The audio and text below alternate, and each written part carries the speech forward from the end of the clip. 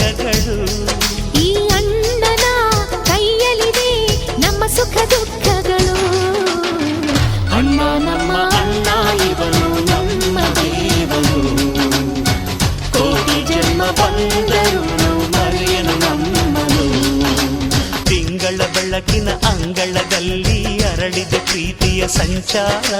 ದೇವರೇ ಬಂದರು ನಾಚಲೇಬೇಕು, ಸ್ವರ್ಗವೇ ನಮ್ಮಿ ಸಂಸಾರ. ನಮ್ಮೊಳಗೆ ನಮ್ಮೆದೆಯೊಳಗೆ ನಮ್ಮೊಳಗೆ ನಮ್ಮೆದೆಯೊಳಗೆ ಆ ಸಾವಿರ ಕನಸು ಇದೆ.